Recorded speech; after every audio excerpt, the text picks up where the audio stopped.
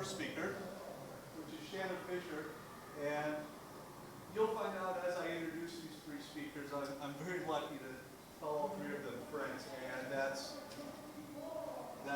important to me, and I just want to share that with you all because these are people that are out in the community doing incredible work, and they took time out to say, let's come out to Glendale and do this. I put just a couple quick highlights on here about Shana. She has over 25 years experience working in the world of television broadcasting and production. She's the co-founder of Brilliant Sky Media, a women-owned full-service video production company. The award-winning company partners with small businesses and large corporations to create unique and compelling content. Brilliant Sky Media has a diverse roster of clients including PBS, Cox Media, ABC News, Lifetime Television, E! Entertainment, Shamrock Foods, nonprofits, educational institutions, and local businesses. We got to become a client. Add GCC in there. Prior to her starting Brilliant Sky Media, she worked more than a decade in the news industry as a news producer, and during that time she won Best Newscast Producer Emmy, was nominated 6 times for her work including the Community Drug Awareness Project, Take the Time to Talk, which received a National Community Emmy nomination. Upon leaving the newsroom, Shana shifted her talents to producing and creating television shows, including the award-winning Food and Life television and nationally syndicated program NASCAR Angels. She also worked with the internationally recognized educational digital company Pearson Digital, which you all may be familiar with Pearson. We do a couple tests and quizzes through them. Most recently, she co-produced the Arizona PBS show Played in Poor, winning the 2019 Best Interview Discussion Program Emmy. She also served as co-executive producer for the art show Art in the 48, which won an Emmy in 2020. Currently, Brilliant Sky Media is producing the popular show Check Please Arizona. Am I going to get on there?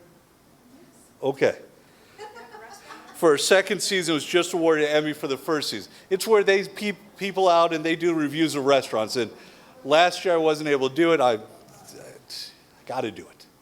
I like going on. So with that, let's bring Shana Fischer up to the stage, and she's going to talk a little bit about her experiences.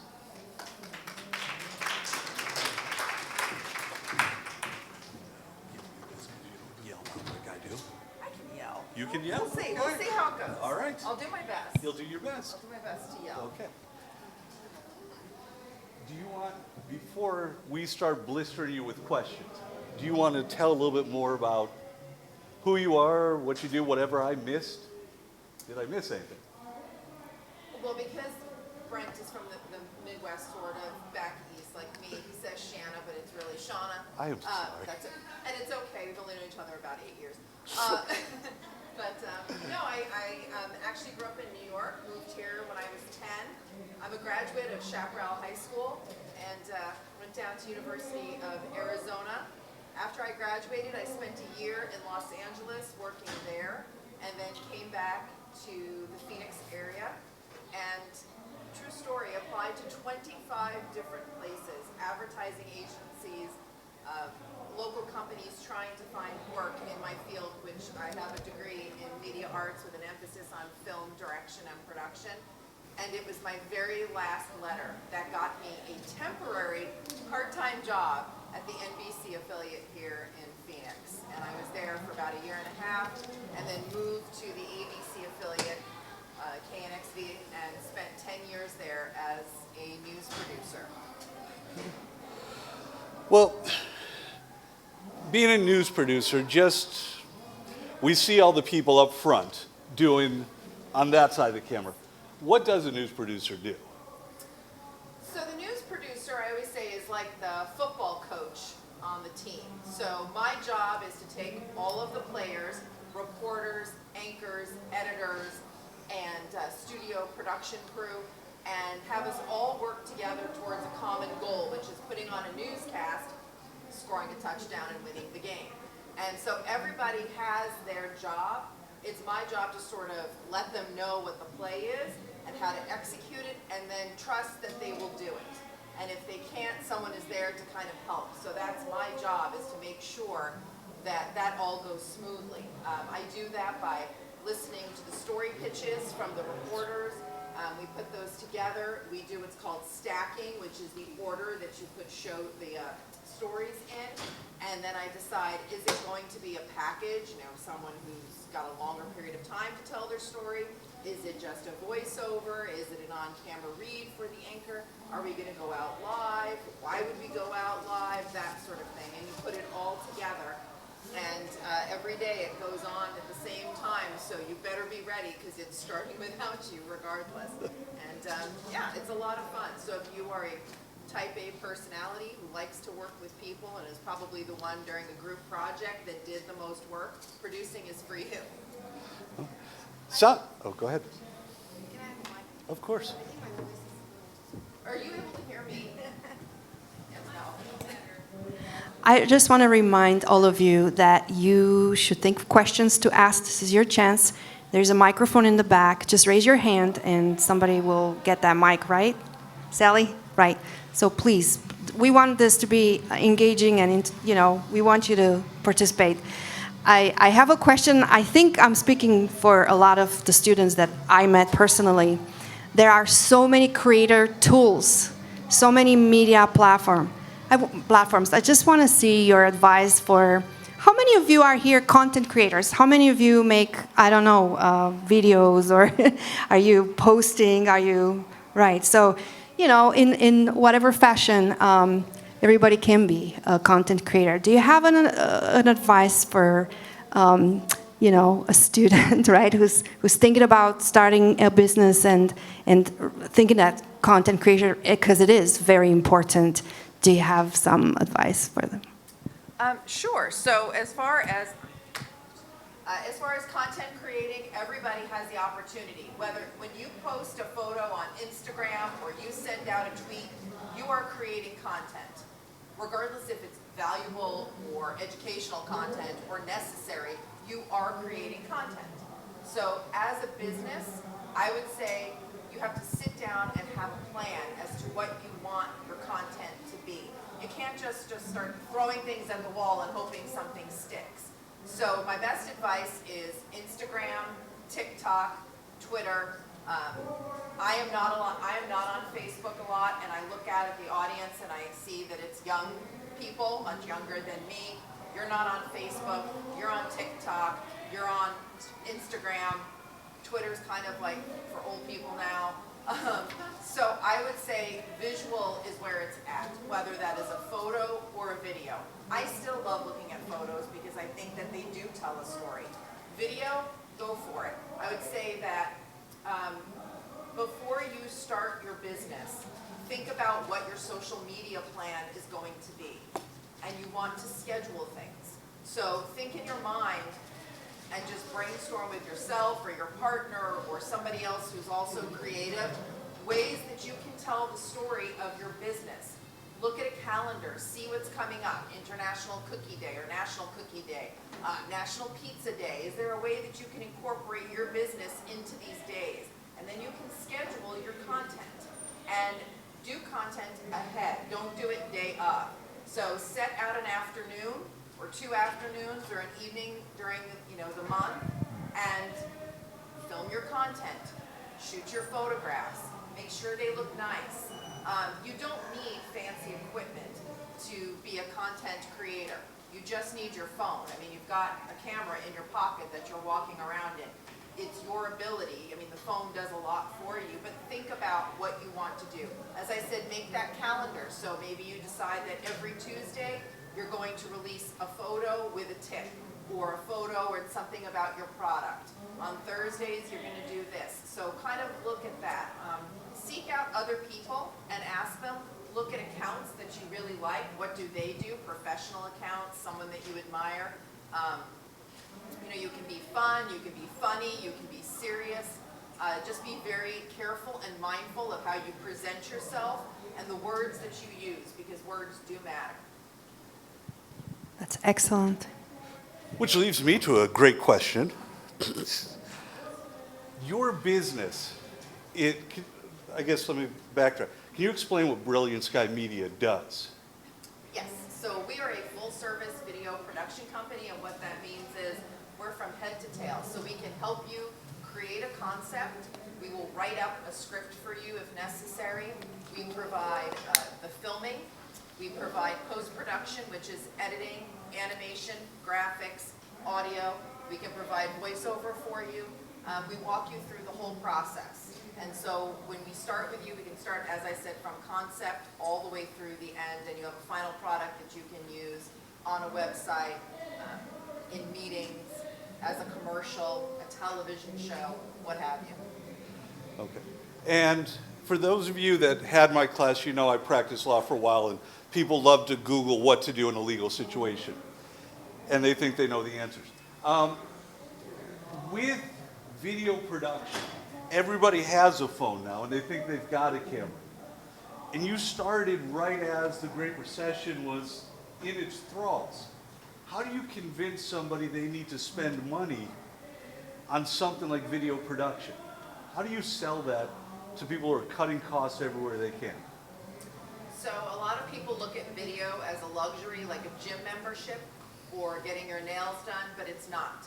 You have to look at your video as a salesperson that works for your company 24/7, rain or shine, does not call out sick, does not need benefits, doesn't need anything. So when we create a video for a company, we're giving them a salesperson. It is a way for them to post on their website, show to clients, garner more clients, use in television, what their company does, what makes them special, and it's the return on investment far outweighs the original output of money that they give to us to create something. The difference between us and that company taking their cell phone and using it themselves is the difference between, yeah, I watch Grey's Anatomy, doesn't mean that I'm gonna operate on Gabriella, right? I don't think she'd want that. I may know what to do because I've watched the show, but it doesn't mean that I have the skills to do it. And it's the same thing with video. That's a good example. Now, a lot of people are very scared about starting companies, starting jobs, because there's the assumption that you've got to give up what you're doing, give up your paycheck, and go 100% into your new business. Both you and your partner, Melissa, both have jobs, and you run this company. How do you balance two careers amongst each other? Well, for all of you, you're in school and you balance life, family, friends. You probably have a job, or you have a hobby or an interest or something you want to do, and it's the same way. People always say, oh, you've got to go just jump in, both feet first. They say the acronym for fear is face everything and rise. Bunk, okay? You can be terrified and run a business and run it successfully. It's okay. Every time I start a new project, I have that deep-rooted fear. Are we going to be able to pull this off? And it's good to have that. Keeps you humble. So the way that you balance it is that you decide what are priorities for yourself, what can wait, what can't wait. You manage your time so that you're able to do the things that you want to do. And it's also having the courage to say no to certain things. You might not be able to go out to dinner with your friends one night because you have to do something for your business. Or it may be turning down a job. As crazy as that sounds, we don't take every job that's offered to us. In the beginning, you may feel like you have to, because that is a very common thought amongst startups, is if I don't take this job, another one's not coming along. And that's not true. There's always going to be something that comes along. So it's having that kind of living within that pocket of uncomfortableness and comfort, of knowing that I can say no to this. If it's going to take too much of your time, if the return on investment for yourself is not worth it, you don't work for free. So you have to make that balance and decide what you have. You have a finite amount of time, every single one of us. Nobody has 25/7, 25/8. We all have 24/7. So it's how you choose to make use of that time. And I'm going to go off something with her. I didn't prep you on this one, so we'll see how the sweat draws.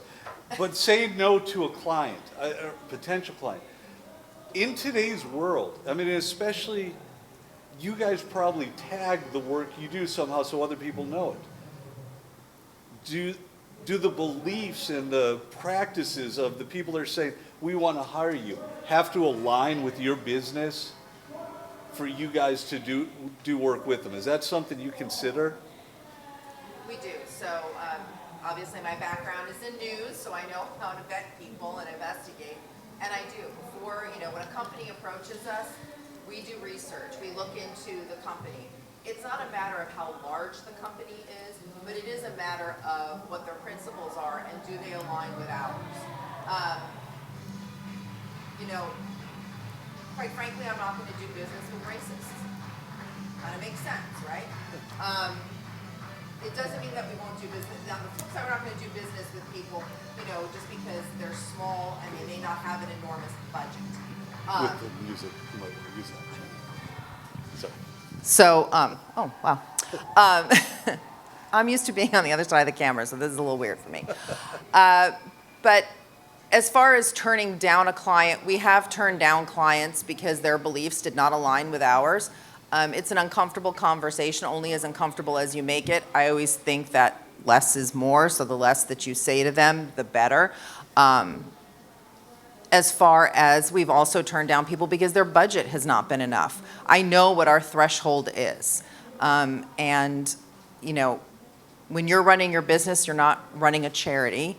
You're using your business to pay your bills. Just like that company is using the money they get to pay their bills and their employees. So it is difficult to turn people down, like I said, but sometimes it's very necessary. Before I keep asking questions, anybody out there have any questions at this point you want to ask? Go ahead.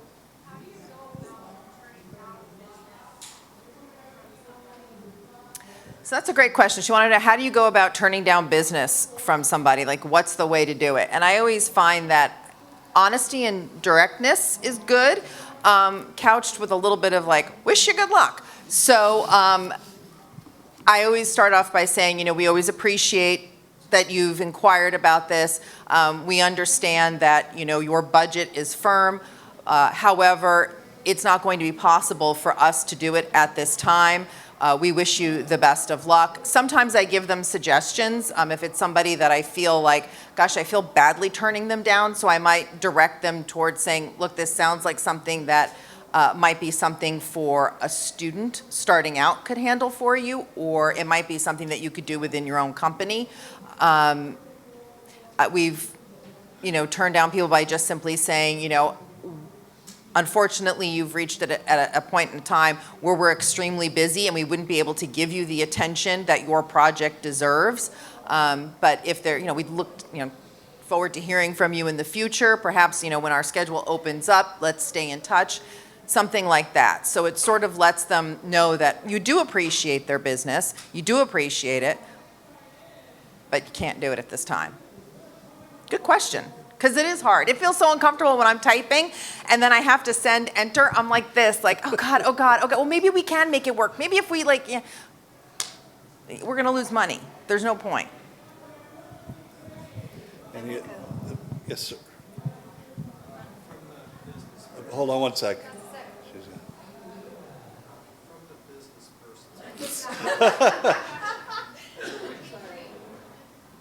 But it's good to hold it. Oh, I see it now. Testing. Great. From the business person's perspective, the one who's trying to convince you, is there anything they could do to maybe convince you of selling yourself to them? Like try to give you a better offer or anything? In terms of what? So that I would say yes to taking them on as a client? Yes. I think that when you go out, for me, for video production, I would say the biggest issue is that businesses are not educated on how video works because we all have phones in our pocket and those cameras. They think that, a video should cost $200. No, because they don't realize when they start to see how the video is being done, then you realize. I I always like to tell people, we will educate you as much as you would like. If you want to know about the process, I'm happy to share it with you. I'm happy to share, in our invoices, we're very clear about this is what you're getting.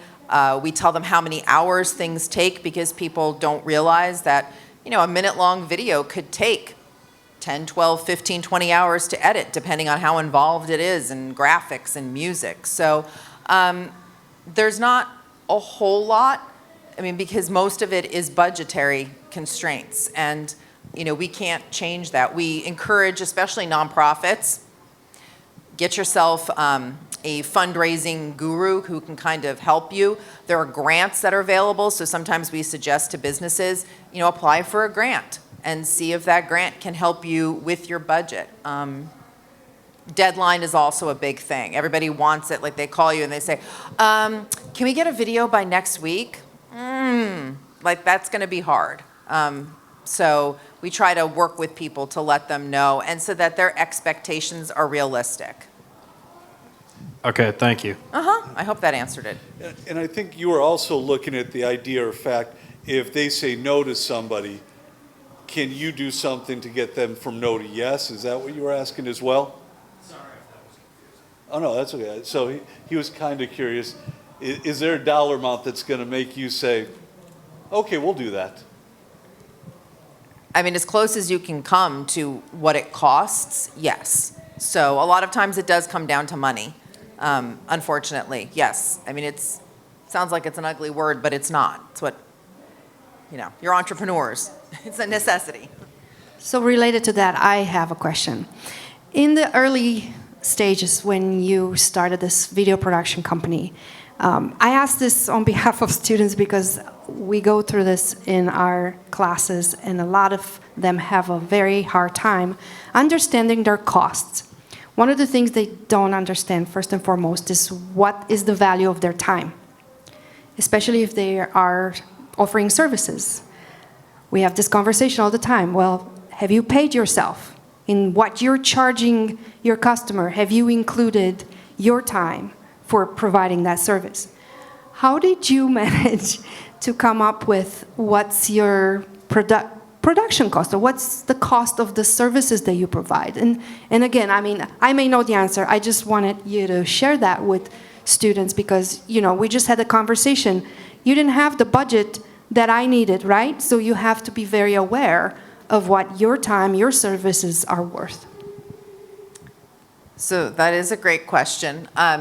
The first step is to realize how much money do you need to live. So you have to look at your personal budget. What is your mortgage or your apartment, car, all of that, and figure out what you need after taxes, because guess what, 20% comes off, what you need to live, and not just pay your bills, but to have a life. You want to be able to go out and have coffee occasionally. You want to be able to go out and have dinner. So that, when you start off and you have that number, then you start to realize and look at and think, okay, well, if you bought equipment, how much did that equipment cost? Because you want to be able to pay for that equipment if it was on a credit card or retain the value of that equipment. Meaning if I spent $1,800 on a camera, I want to recoup that from the clients as we go along.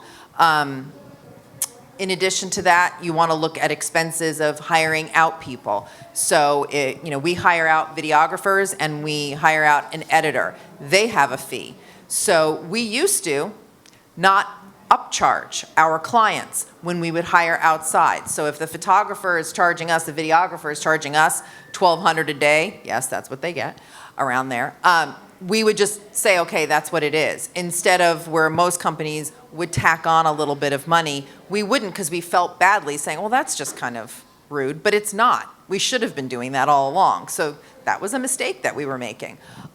Same thing with editor. We have to pay for that. You have to pay for the rights to music. You have to, have added expenses, a management fee. So when you take into account all of the fees, when you add that up for yourself, then you think to yourself, well, what is my time worth? What do I want to make per hour? Do you only want to make $15 an hour? Do you want to make 30 or 40? And that's how you judge what you're going to charge. is what do you want to make so that you can pay your bills and have some left over? And what is the value? A lot of times it's easy. When you're doing certain things, you can figure out, like if you're making something with ingredients, you can figure out how much the ingredients cost. So if you're making, I'm looking at her and she's got a cute little hat with a beanie on it. If you're knitting that, how much does yarn cost? How much does the pom-pom on top cost? And once you figure that out, how much it costs for a hat, because how much yarn are you using? And there are formulas you can use. So if each hat costs her in her material $4 to make, if she's only going to charge $5 for it, it's not worth it, because she's only getting $1 for her time. And it took her, 12 hours to knit that. So that's why she would probably have to charge $25 for her beanie. And how many of those beanies would she have to sell? So. So I was wondering, at what point do you take into consideration what other people in your field are charging? So if you add up all of your expenses, your cost, your time, and everything, and it's far above what other people, where do you cut costs or decide just this is what we charge? How do you go about that? That is a great question, because it happens a lot in this industry. We are not the most expensive and we're not the most inexpensive. We are right there in the middle. We always kind of look around. We have lost jobs that we've bid on to people who charged more. We have lost jobs to people who have charged less. You have to know your own worth and stick to it. Yes, things are negotiable, but as I continue on in my life, and as you get older, you realize your worth far more. You understand your worth far more, and you won't settle. So there are some clients that we will make exceptions for, especially if we really want to work with them, or we know that it's going to lead to more work and it's not just a one-off. Then we will negotiate with them. But a lot of times the price is the price, and you just have to stand firm and just know that you're worth it. It's hard. So based on that, I have another question for you. So we go through this idea in my classes about charging less upfront so that you gain clients, that you gain business, right?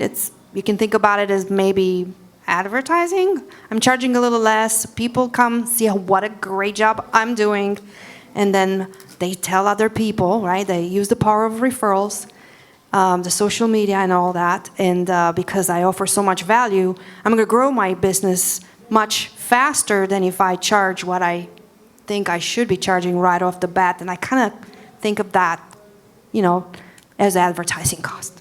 What do you think of that? Or what would you tell students? I would say that anytime you think that if you undervalue yourself, that's the base point that everybody is going to start at with you moving forward. So if you start with a client at the very lowest level, it's really hard to go up because they are not going to want to do it. So I would say there are ways that you can offer them, not freebies, but a little something extra of added value versus losing money on it. Because again, anytime you undervalue your product, people will expect to get it for that price as you move forward, and it's harder then to give price increases. It really is. So you've got to start, I always say start at what you want or a little bit higher, and that way it can move down to where you really want to be at if you're selling a product. Okay. And with pricing, you talk about you've won some clients, lost some clients. You guys are the only female-owned video production company in Arizona. And in 2022, you would think that's a great thing, and that's going to gain you business. But over the history of these 10 years, how has that hurt you? How has it helped you? Or do you think it has hurt or helped? I would say that it's very interesting because there are a lot of production companies in Arizona. They do have women that co-own them, but we are the only ones that is solely owned by women, and one of the few in the United States solely owned by women. In the beginning, we did not give it much thought. It was not a selling point for us. We just went out. We wanted to do a good job. It wasn't until we had a client who we had just signed a deal with, and we were walking out, and he said, "So it's just you two ladies that own the company?" And I said, "Yeah."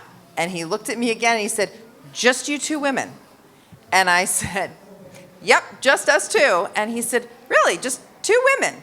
And it was starting to make my blood boil, and I was trying to remain calm because we had just signed the deal, and it was a pretty large deal. And I looked at him and I said, "Yes, and guess what? We also can vote as well." And it shut him up.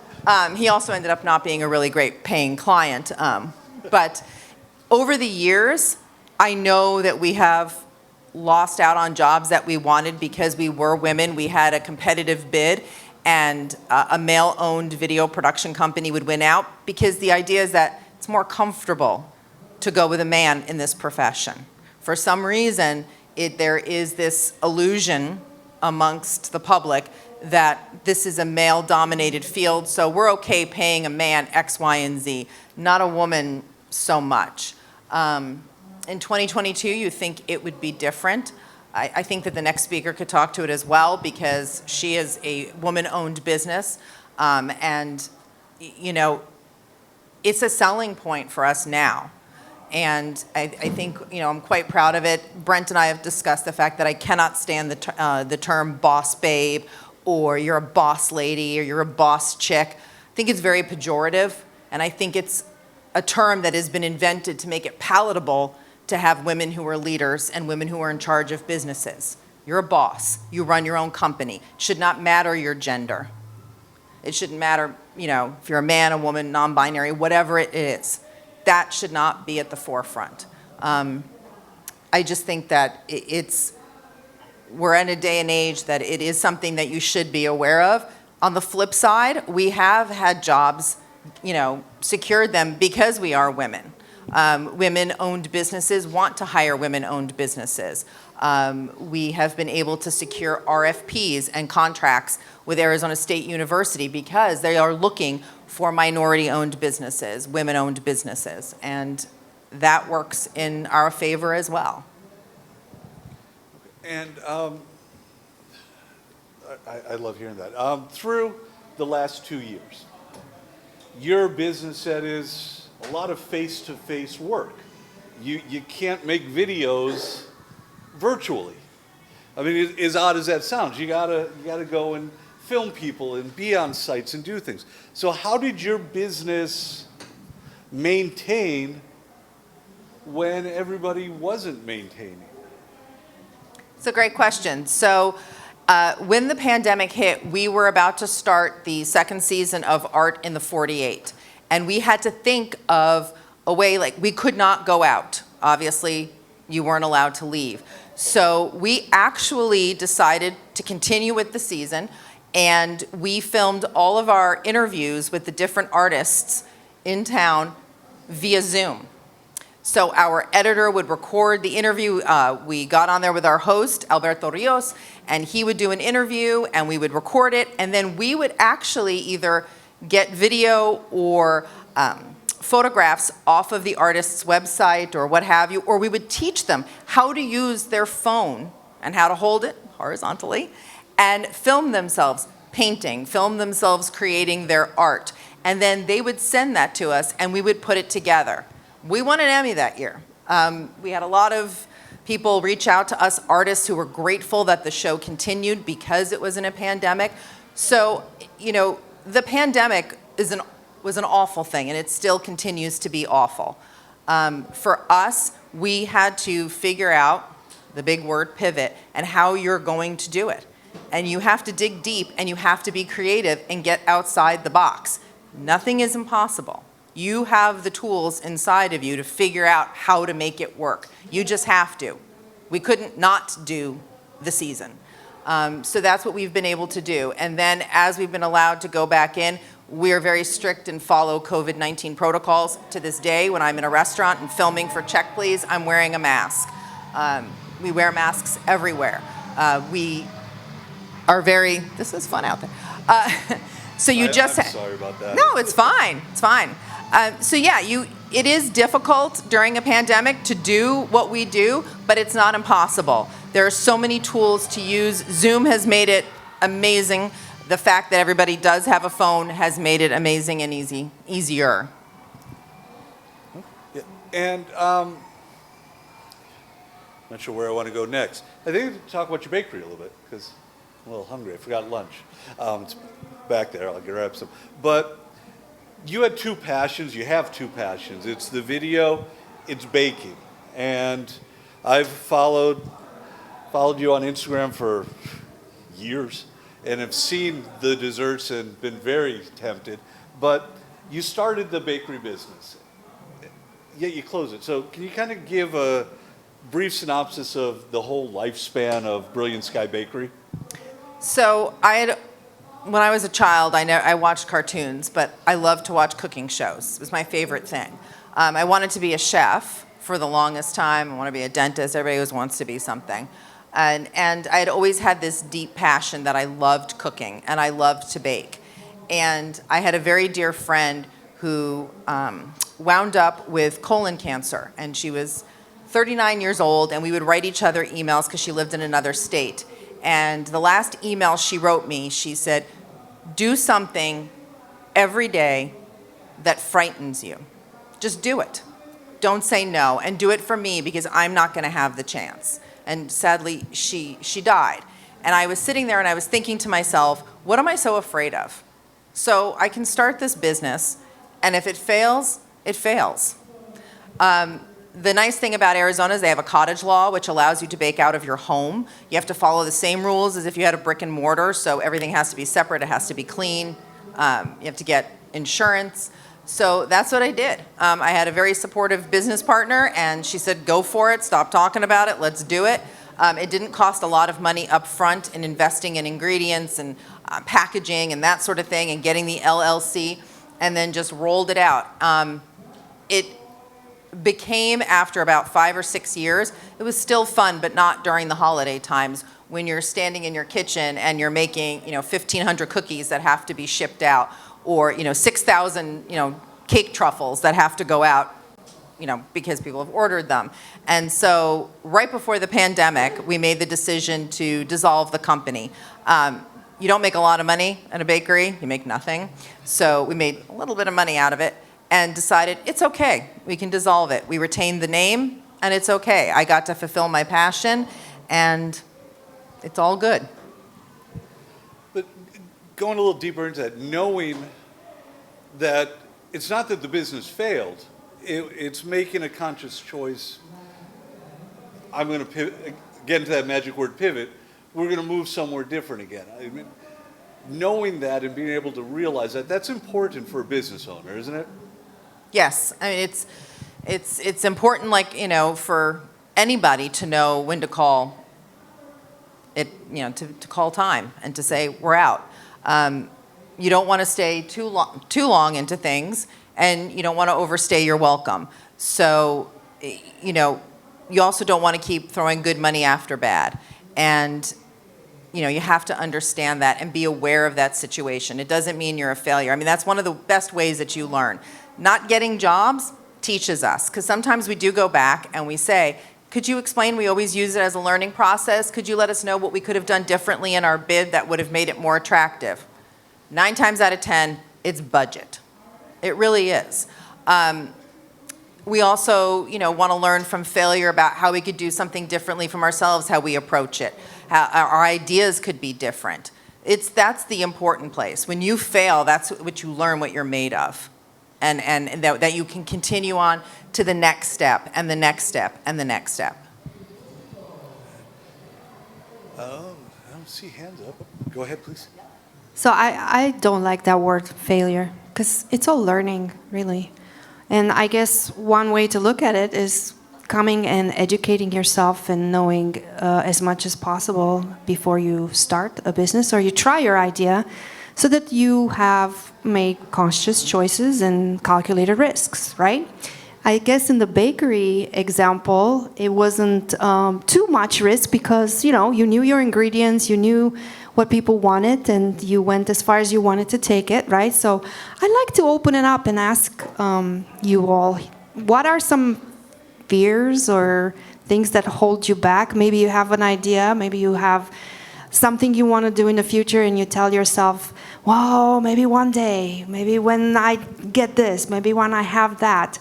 What is something here, or maybe you have done your business and you have something that held you back for a long time, and you want to share it, maybe just talk about it to, get over it, or maybe get an advice, right, from our speaker today, from us, or from other people in the audience. Did anybody want to share, like, what is something that they're concerned or scared, they hold them back? Yeah. I want to ask a quick question. Do you often use the drones that have the video recording? We do use drones. You have to have a licensed operator. Not anybody can just throw a drone up in the air. You'll get it taken down very quickly. You have to be very aware of flight path for Sky Harbor and all of the airports. So I'd recommend that if you have a drone and you're trying to fly it, be very careful because it will be taken down. But we do use that. It's very helpful because it can get into tight spaces. The drones now, the drones that we use, have a beautiful video quality, and it's an added element. It gives you a look so that it used to be back in the day you had to rent a helicopter to get this look, or a giant jib, and now you don't have to do that. But it does take a skill to operate a drone. Yes, sir, go ahead. I have a question about initial investing and how to not overdo it. And like, best every industry would be different for initial investment, but I guess you'd be able to answer this better with a percentage. And I was just wondering, how do you weigh what to invest in the beginning? That's kind of like the basis of the question for any business practically. It's a really great question because you don't want to overextend yourself. So kind of determine what is a need for your business versus a want. For us, a need is a camera, or we weigh the idea of if we buy a camera versus hiring a videographer, which one is less expensive? Because if we have a camera, then we need to use it, or the person we hire needs to use it because you need to get your value out of it. So for your company or whatever you're looking to do, figure out what is it that I absolutely need to be able to do my job, and what are sort of things that can wait down the road. And if I get a little bit of money, and that would maybe make it, more beneficial at that point. It's also, you don't necessarily know until you know, right? So you might not know that you need that item until you go out and do your first few jobs, and then you realize, oh gosh, this would be so helpful. For some people it's a teleprompter, for others it's, a couple of extra lights or a sandbag, those sorts of things. But it's a great question. So kind of just have to, like you said, it's different for everybody. It's like diamonds, 2 months salary, right? 2 months salary. Yeah. Off of her question about fear, I feel like one thing for me is age. That's a big thing, because for me it's like my plans for real estate down the road. Being treated, people treat you seriously at a young age, I feel like is a lot serious. So like, I don't know if you have any advice for that, like how to make people, show people that you're serious about something, because like real estate, it's a big investment. So you have to bring in people, and just to show people that you're serious about what you want to do. It's a great question, because when I went in my first job in the newsroom, I was always the youngest person, and now when I look around, I'm the oldest. So it is hard. And still young. I know, yeah. It's. I would say, act professionally. You're courteous. Know your information. Don't try to show them up. Make people feel comfortable. You do look young. You're not going to get around that. You're going to appreciate that. They always say as you get older, which is true. But as long as you conduct yourself, it doesn't matter. There are ways to not hide your age, but you don't have to say, hey, this is my first job.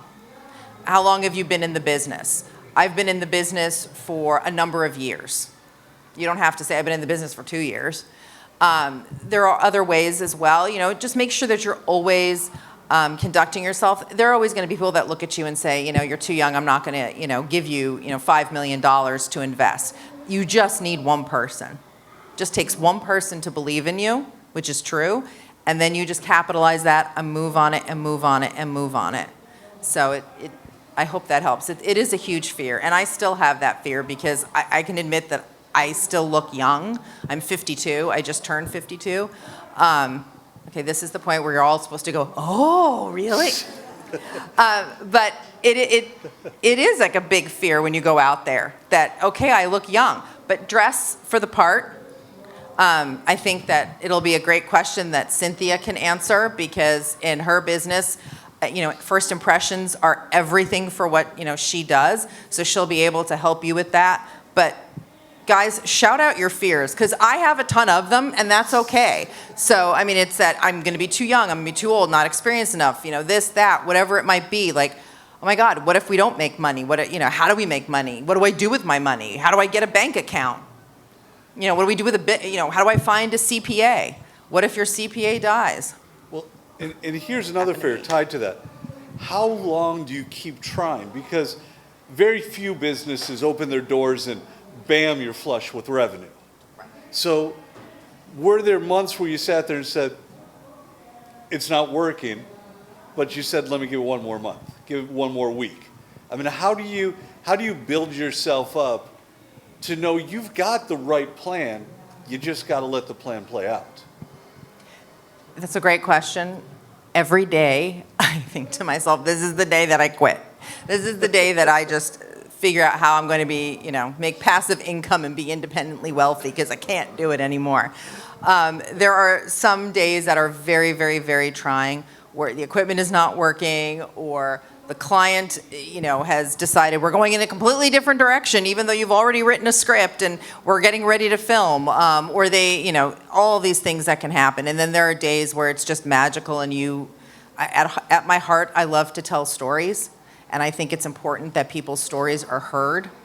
And so, I don't think that there is a definite ending point. Like I can't say to somebody, if it's not successful after 3 months, pack it in. Because on that third month, you might get your client. You just have to have faith in yourself, which is always very difficult. And the other part of it is to not be afraid that if you need to take another job, to do it. It's okay. You can run your business, quote unquote, as a side hustle. Literally, that's what all of 2020 and 2021 was. Nobody wanted to go back to work. Everybody was staying home, working at home, and figuring out how to make sourdough bread and, all of those things. And more businesses were created because people felt comfortable doing it. So it's okay to start a business when you're already working. You can start it as a side hustle and let it build and build and build and build until it becomes your full-time job. I think I'm not going to wrap up with the music because that'd be too easy. I'm going to ask one last question. Oh, wait. Yes. Right, Sally? Right in front of you. She would like to ask a question. Sorry, the music really had me going. I saw you dancing. I have a question of how could a business start when it has no connections, no investment, or no money? How could a business start from zero? Because I feel like that's most of the fear of young students from college. They don't know how to start a business. You have the ability to do so much and you don't realize it. What's your name? My name is Luz. Liz? Luz. Luz. Beautiful. Light. So you have it in you, Luz. You just have to harness it and know it. And so you can start a business with an idea and $10. You can start a business with an idea and $25. Just work with your professors, ask them for advice. How do I do this? Where do I go? How do I, do I need an LLC? Do I need to incorporate things? What can I do? You can decide, what is it is there something that you're looking to do? Yeah, I'm gonna start vending machines, but more modern and more vibrant, because ours are kind of boring and unattractive. See, so that's, you identified a problem or an issue and you're trying to figure out a way to fix that. So I would say for you, to talk to other people who have vending machines. So if you look at a vending machine, sometimes there's a number that you can call and see, or Google, do some research, find out about it, sit down with some professors and ask them. As far as vending machines, you are going to need an investment, but maybe you can get on with a vending machine company and see how they do it and work with them, and then build up your capital, build up your ideas, and then move from there. So nothing's impossible. We'll be happy to talk to you, Luz. If you email me, and again, on each table, you have literature on how to get connected. On Canvas, we have an innovation hub, and you can follow us on Instagram, and you can email me personally. I love to talk to students about their idea, in and out of classroom. So I'll be happy to talk to you, and I'll be happy to talk to all of you who may have, again, fears or ideas, or they just don't know where to start and how to start. I am available, and not just me. Brent, we have other faculty, right? So I'll be happy to connect you with someone that could help, and maybe other entrepreneurs, other mentors, people that have done it, other students. You'd be surprised. Ideas are sometimes kind of like multiple students have similar ideas, believe it or not, and we can make you connect. So I actually have a student who has vending machines, and he's my student this semester. And, we'll talk offsite. Just, email me. Thank you. Okay. Well, we had coffee last week to kind of talk about this, and the last question that we kind of talked about, I think, is possibly one of the most powerful ones. We talked about how do you measure success. And a lot of people look at bank accounts, cars, houses, clothes, jewelry, whatever. Tell us more. I mean... So they always say that Instagram is that highlight reel. So if you look at people's Instagram accounts, you think that their life is fantastic and fine and dandy, and they're rolling in money and they've got all these fancy cars. And it's very easy to fall in that trap and to look at people who are next to you who are doing what you're doing, and to feel like you've got to keep up with them or you're not as good as them. I would see colleagues that I had worked with at the various television stations that also had video production companies landing enormous clients, or that they would get the client that we had also bid on, and it starts to weigh heavily on you. And I realized that you cannot measure success by that. They always say that comparison is the thief of joy. I agree with that, but I also would take it a step further and say that comparison robs you of your ability to see your own success and to appreciate your own success. There is room for all of us in this world. There is space for all of you. And you need to remember that. And it doesn't matter if your business makes 6 figures or it doesn't make any money at all. You tried. And you're doing it. And so the next time you go on, that's why I take off how many likes I'm going to get on Instagram. That's why I've had to unfollow people, because I don't want that. I don't want that cluttering my heart, my brain. I want to just move forward and be able to appreciate where I am at, because I guarantee you, for every person that you're looking at that way, someone is looking at you that way. Someone is admiring, your purple sweatshirt, or the fact that, you're having, time to go have coffee with friends, or that you got the scholarship here at Glendale Community College. So measure your success with your own heart, which I know sounds cheesy, but do it. And if there's one thing I can leave with you besides that, is that even if you are afraid, just do it. Stop asking when is going to be the right time, because it will never be the right time. What are you waiting for? There is no perfect time. I started a business in the recession. Cynthia, the next guest, expanded her business in the middle of the pandemic. There is never a right time. What are you waiting for? So just go ahead, be brave, and move forward. And just know it's okay, and ask for help. It's not a sign of weakness to ask for help. We all need it.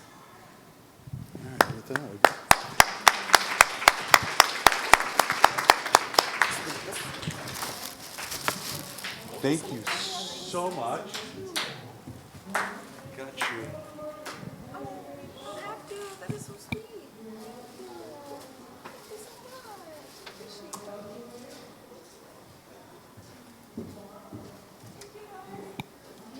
Okay.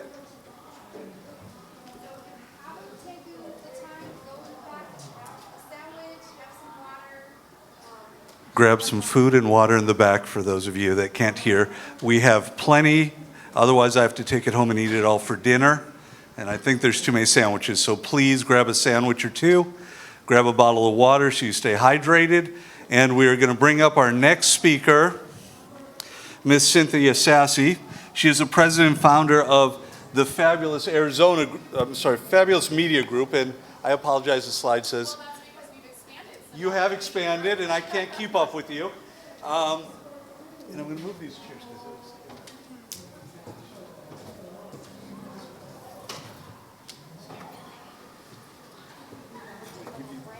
Well, we'll let them for a little bit, and I will. Here, I've got you with.